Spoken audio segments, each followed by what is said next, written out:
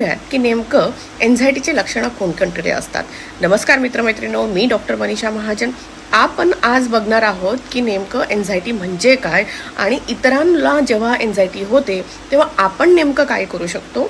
आता एन्झायटीची लक्षणं कोणती असतात, म्हणजे जीव धडधड करतो, घाबरतो, हातापायाला मुंग्या येतात, अचानक असं होतं की पोटात गोळा येतो, संडासच लागते, कधी कधी वारंवार लघवी व्हायला लागते, कधी कधी असं वाटतं की छातीवर दाब येतोय, कधी कधी असं वाटतं की कुणीतरी मला येऊन आता माझ्या आयुष्यात काहीतरी वाईटच होणार आहे, आणि जे निगेटिव्ह थॉट्स असतात ते काही केल्या मात्र थांबत नाही.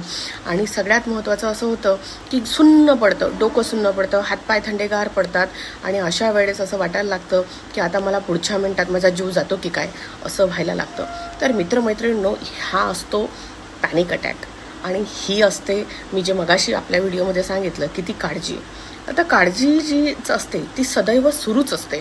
मग ती कोणत्या कोणत्या गोष्टींमध्ये असू शकतो. तर आपण जेव्हा कामावर असतो तर काम करत असताना असं वाटतं की माझा जॉबच चालला जाईल, किंवा माझं प्रमोशन होईल की नाही, किंवा मला माझ्या घरात चांगलं इन्कम येईल की नाही.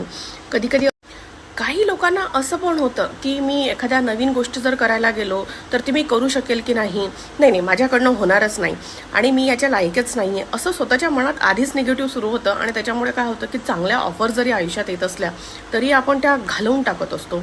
अजून असंही होतं कधी कधी की आपल्याला इतकी खात्रीच वाटत नाही कुठल्या गोष्टीची.